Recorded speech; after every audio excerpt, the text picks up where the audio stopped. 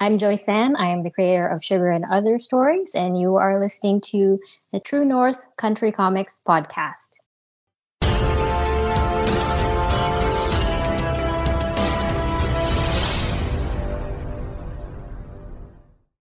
Welcome to the True North Country Comics podcast, dedicated to promote Canadian comic book and graphic novel creators and supporters. I'm John Swinimer. If you want to drop me a line, you can contact me at john@truenorthcountrycomics.com. On this episode, I chat with Joy San about Sugar and Other Stories from Silver Sprocket Publishers. This podcast is available on Apple Podcasts, Google Podcasts, and YouTube. If you want to help the site and the podcast, please consider supporting the effort by chipping in at ko-fi.com/truenorthcountrycomics. Your patronage is greatly appreciated. Joy is a Toronto-based freelance illustrator. When she's not illustrating or drawing comics, Joy enjoys hiking, vlogging, and hunting for bakeries. According to Joy, she loves to illustrate the creepy, disturbing, and horrific, but through a comedic lens. Joy has illustrated Bingo Love, along with many mini-comics and prints. Her current work is Sugar and Other Stories, published by Silver Sprocket.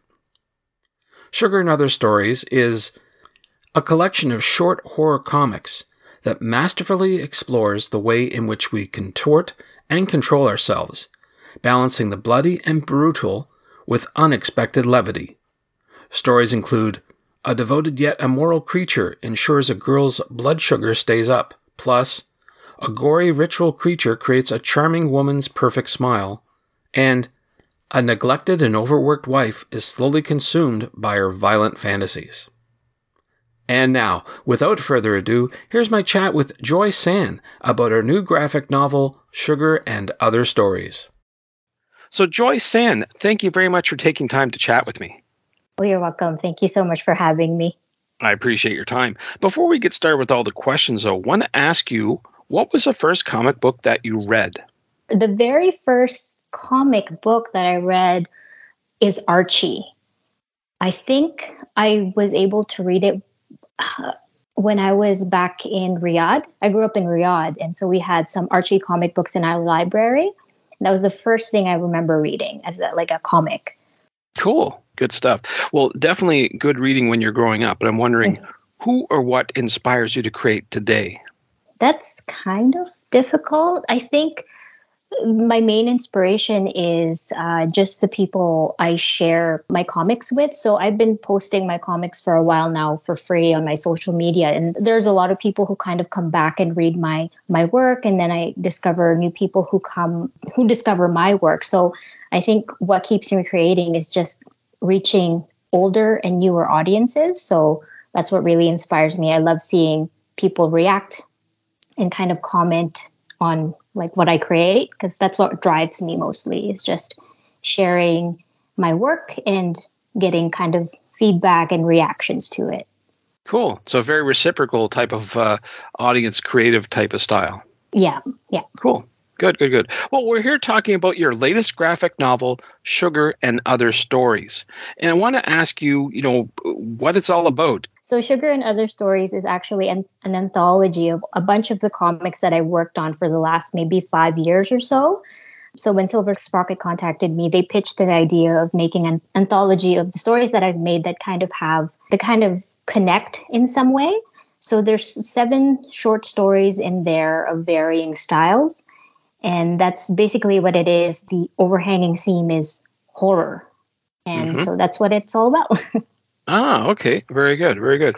Now, there's a lot of things that inspire you, and you mentioned that before about, people who visit your site that inspire you. But what specifically inspired you to create these stories, or at least put it together as a complete work?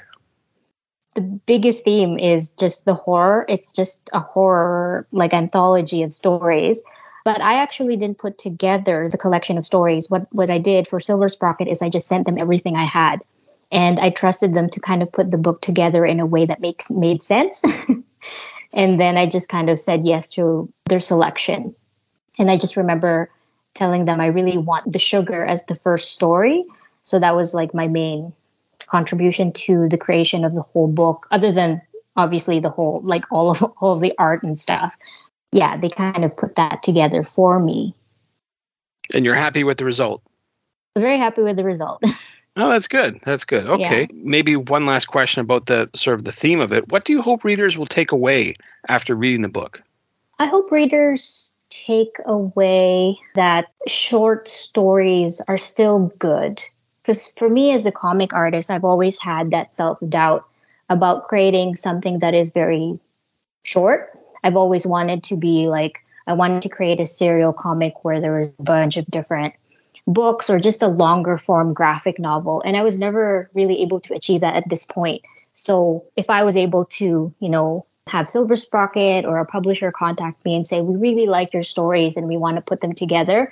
So that's really, really cool. And seeing it in book form, just all my short stories that I just worked on for myself, really seeing it now, I'm hoping that's what people take away, that short stories are still really cool. And even though they're not like, a graphic novel size, they're still perfectly fine. Absolutely. Having it in one place, I think, is something that people will definitely enjoy. Absolutely. Mm-hmm. Now, I want to switch gears a wee bit and talk about the tools used to create your book. And you've got to mention your video series that you have on YouTube, because it looks like you actually detail it quite specifically. But wondering if you could just talk a wee bit about how you worked on these particular stories for Sugar and Other Stories. I usually start with like a really strong idea or image in my head that I want to create the story out of. So I kind of write in punchlines, like how you'd write a joke. That's how I write my story. So when that comes into my head, I write it down in like whatever I have. And then I just kind of start drawing. I'm not much of a script writer. So I basically start the comic from, I used to do thumbnails and now I just go into doing clean pencils. So I work on paper for the most part. Sometimes I do some traditional work. Like the first story in the book is all digital, but I always use pencil and paper. And then sometimes I finish my comics in like a week. So they're very short. Like I finish them really quickly. I would usually pencil the story depending on how long it is. I will pencil it in maybe a day or two. And then I would move on to doing the inks and finish that in maybe 2 more days. And then I would scan everything in and edit on Photoshop and add dialogue through Photoshop. And that would take me about a day. And then putting it all together would be another day. That's great. I've seen in your videos that you've used a variety of different types of creative tools, including brush and paint. Do you have a favorite type of style when you're creating?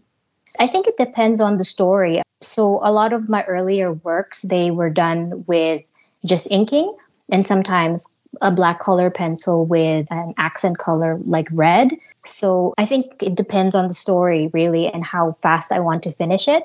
For my most recent story, which is in the book, it's called Too Much on Your Plate. I used all watercolors for that. And at that point in all my comic making, I really wanted to switch over to that style. And it takes longer, but I think it definitely is something I want to continue on with my comic work. So my earlier ones, I just used very simple tools, like I said, ink and color pencil with just some color. I think it was also because I was printing my own comic.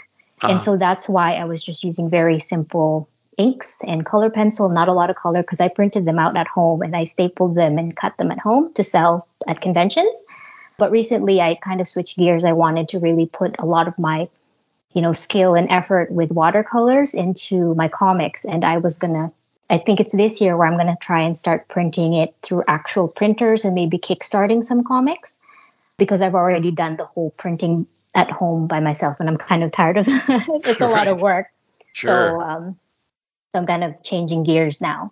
Yeah, definitely. I've heard from some creators that using watercolors is a little more rewarding, let's say, even though it does take more time. There's a lot more thought and effort put into it. You can't just slap things on a page and say it's done. It definitely takes a lot more thought.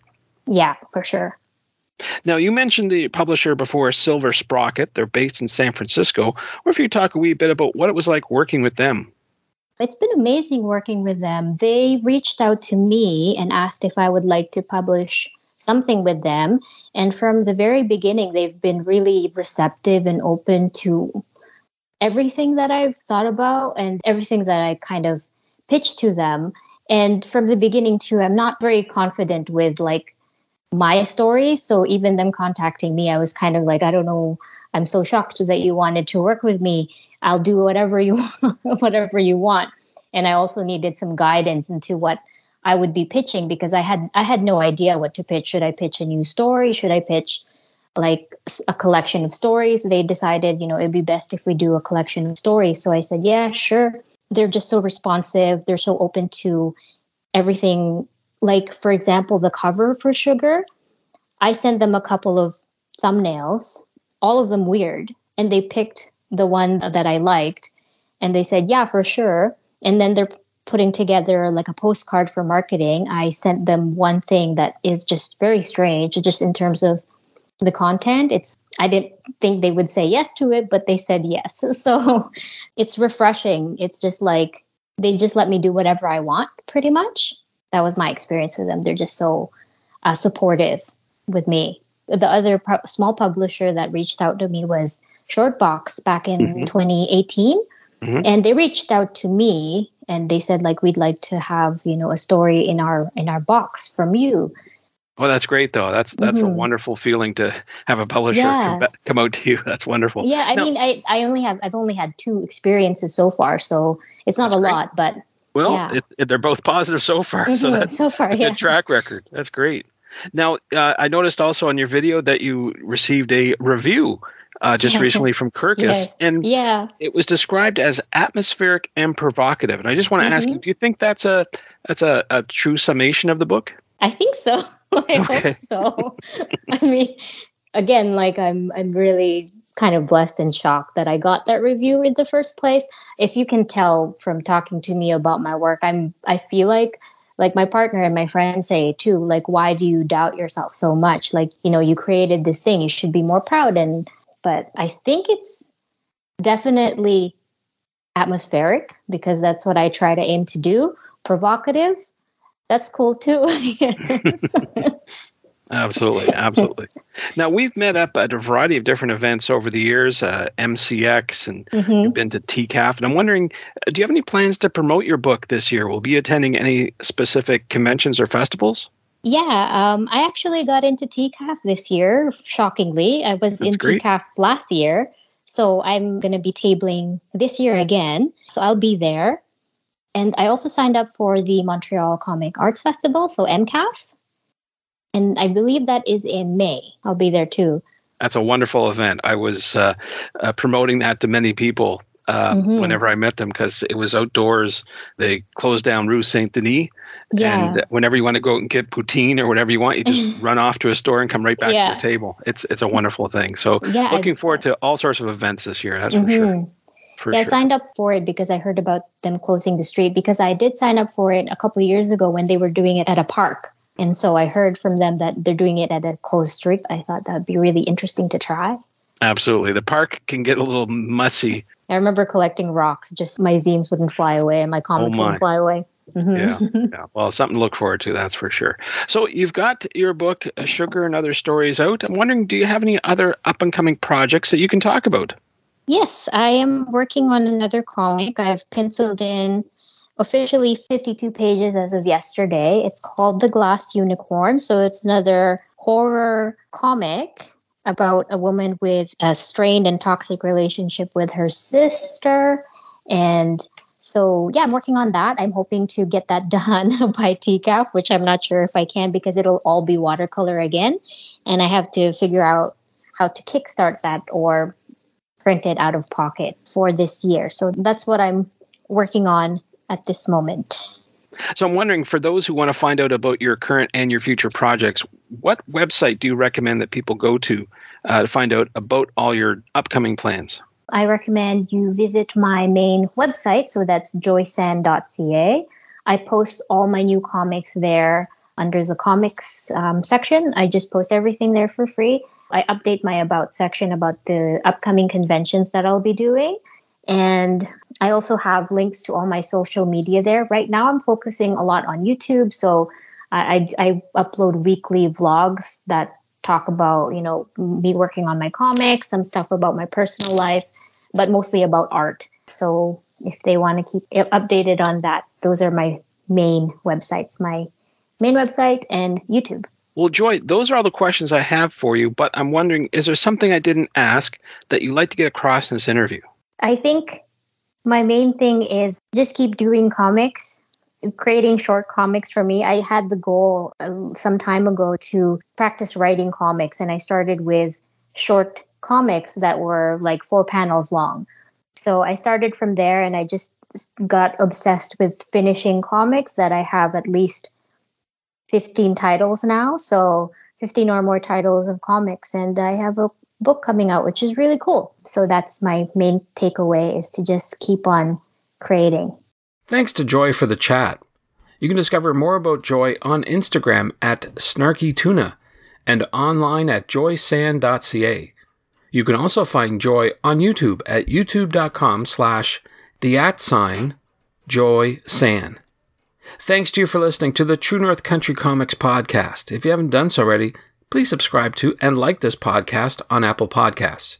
And please leave a good rating. Also check out the TrueNorthCountryComics.com website and follow along on Tumblr at True North Country Comics. True North Country Comics is now on YouTube. Please like and subscribe to that video channel and hit the notification button. Please send your feedback to John at TrueNorthCountryComics.com.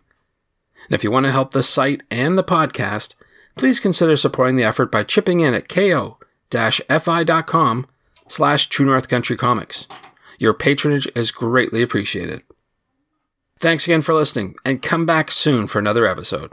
Bye for now. True North Country Comics Podcast is copyright True North Country Comics, copyright 2023.